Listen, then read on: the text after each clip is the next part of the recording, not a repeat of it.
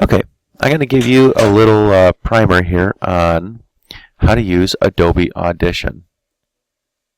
First thing I'm going to do is import all the important audio, and then also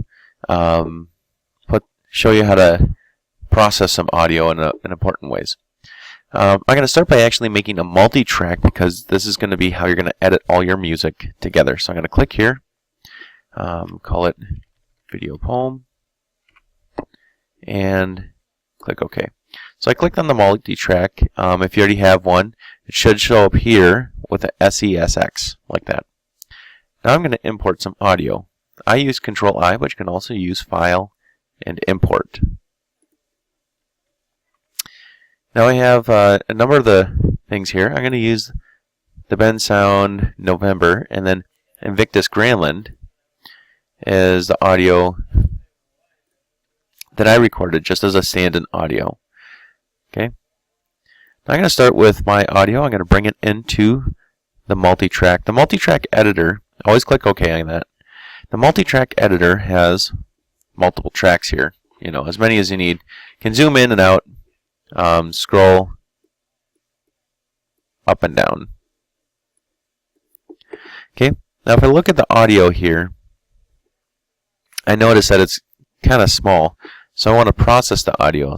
I'm going to go up to Effects, Amplitude Compression, and I'm going to go to Normalize. Well, it's not giving me that options, so I'm going to try double click on the audio.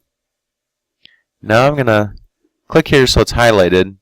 Again, Effects, Amplitude, and Normalize. And what this is going to do is it's just going to make it all louder.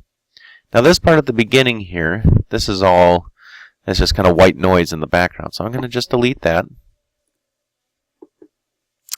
And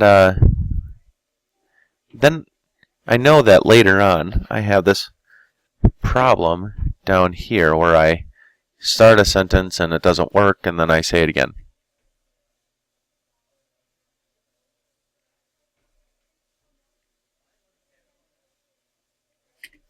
So right here, I repeat myself. I want to take that away, so I highlight it. I click and drag here. That's the bad audio, and then I just hit delete. And it says, hey, you're messing something that's in a multi-track. I go, I know, just do it anyway. And so now I have a louder audio, and I have a corrected audio. So I erase that part where I repeated. Okay. I can go back to my multi-track editor now, and it's been updated. I could shorten that. Yeah, dismiss the warnings. Alright, so now I have my audio. Some of the things I may want to do, though, to make it have a grander presence, is actually go into my effects rack here. I'm going to click where it says Presets, and I could try and go through here and do one of these. But what I know what I want to do, and I want to do what's called an EQ. So I'm going to go to Filter and EQ, and Parametric. They all kind of do the same, similar things. I'm going to go to a Parametric Equalizer. On the left side is the low end.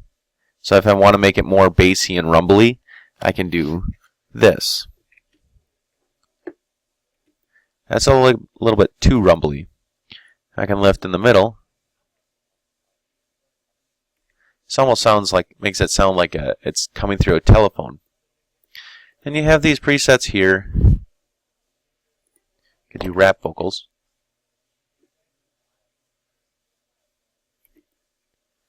That's a little bit too much there. I like it with a little bit more bass, so it's more rumbly. Okay. So I did rap vocals here. Not that I'm a rapper. And then I turned the high end down and the low end up. But that's just me. You're going to have to find what's going to work for you. I also want to give it sort of a presence, so I can add some reverb to it. Okay, so I'm going to go to reverb here. And if I rewind it, what this does is it gives it a more kind of dreamy quality. Maybe it's too much. I can mess around with the sliders here and try some different things. Now there's all kinds of stuff that you can look through in here that you can try.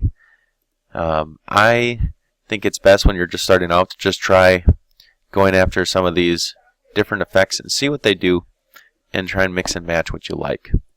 What you end up needing to do is you need about 20 different effects. Okay, you may want to think about footsteps, using things where you plug in a mic and you make some sound effects with your mouth or clapping or whatever. All kinds of things. You're going to need something musical. I have this November track here.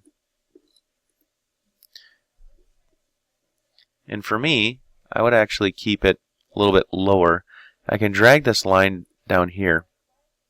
And if I click on different points, I can actually have the track get louder and softer in places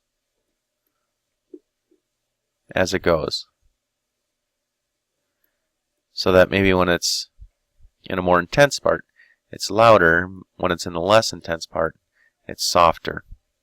Okay, and then I'd also want to match all this up to my video. Now, there's going to be a lot of experimentation in this, but this should get you started.